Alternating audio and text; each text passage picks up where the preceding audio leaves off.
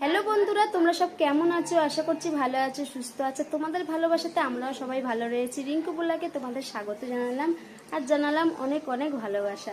সকালের কাজ সবই সারা হয়ে গেছে, শুধু ঘরটা মোছা হয়নি। ঘরটা তন্ময়কে দিয়ে মোছাবো বলে আমি রেখে দিয়েছি। আর আমি এই যে খানিকটা জামা কাপড় নিয়ে বার হয়ে গেছি। জামা কাপড় না, এখানে জামা রয়েছে, আর বিছানার চাদর রয়েছে, তারপরে কম্বল রয়েছে। মানে ভাদ্র মাস তো শেষ হতে যায় প্রায়। তো ভাদ্র মাসে তো অনেক কাচাকুচি করতে হবে, ঘরদোর পরিষ্কার করতে হবে। তো ওই জন্য এখন থেকে স্টার্ট করে দিচ্ছি। আর কালকের বলাকে তোমরা দেখতেই পেয়েছো, আমি আলমারির মধ্যে যে কটা জিনিস ছিল সব বার করে রোদ্দুরে দিয়েছি, রোদ খাইয়েছি। সেখান থেকে আমি বকে যাচ্ছি, এত বকলে কাজগুলো কখন হবে? আর একবার বকা শুরু করলে না সহজে আমি থামি নে। তো যাই হোক, আমি এখানে গামলাতে জল নিয়ে নিয়েছি, যে সার্ফ দিয়ে ভালো করে এটা গুলে নিয়েছি। এবার হচ্ছে বিছানা চাদরটা, কম্বলটা কিছুক্ষণের জন্য ভিজিয়ে রেখে দেবো, কারণ ভিজিয়ে না রাখলে না শুনে শুনে কাচলে জিনিসটা খুব একটা পরিষ্কার হয় না। আর ঠিক ভাদ্র মাসে শেষ হতে যাবে, তখন আমি হচ্ছে কি ঝুল টুলগুলো ঝাড়বো। এখন ঝাড়ছি না, অল্প অল্প করে কাচা স্টার্ট করছি। আর কাচাটা আমাদের বাড়ি রোজই হয়।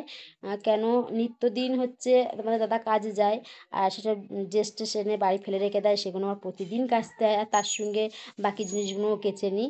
তো যাই হোক, আমি এক এক করে জিনিসগুলো সব ভিজিয়ে দিচ্ছি। ভিজিয়ে দিয়ে এবার আমি সবজি কাটতে যাব। সবজিগুলো কেটে তারপরে কেচে স্নান করে রান্না বসাবো। সকালে রান্নাও হয়ে গেছে, সমস্ত কাজ আমার কিন্তু গোছানো হয়ে গেছে। এখন হচ্ছে টানা রোদ্দুরি, আমি বার হবো বলে রেডি হয়ে গেছি। শুধু চিন্তা হচ্ছে, বলি কি করে এই রোদ্দুরে হেঁটে হেঁটে যাব, কেন আমাদের বাড়ি থেকে অর্জুনতলাটা অনেকটা দূরে, অনেকটা দূর যেতে হবে।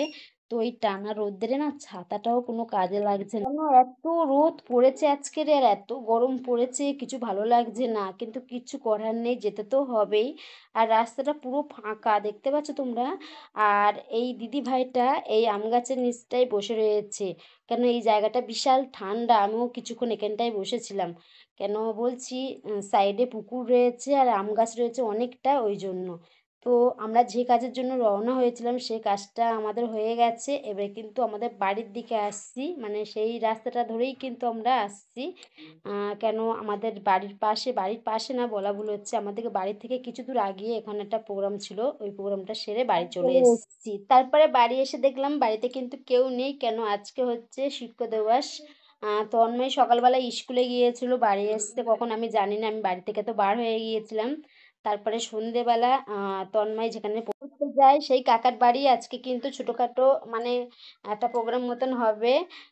হচ্ছে ওই জন্যই সব সাজুগুজু করে সব সকাল সকাল চলে গিয়েছে। এই যে দেখতে পাচ্ছ, দুজন নাচ করছে। আর এখানে কিন্তু অনেকেই নাচ করবে, তোমাদেরকে এক এক করে দেখাবো। আর এখানে কিন্তু ভালোই ছোটোখাটোর মধ্যে একটা প্রোগ্রাম হয়ে গেছে। আর ওখানে সব খাওয়া দাওয়া করে বাড়ি ফিরেছিল অনেক রাত করে। তো এই নাচটা কত সুন্দর করে বানিয়েছে দেখো। আর এই নাচটা তুলে দিয়েছে বিক্রম।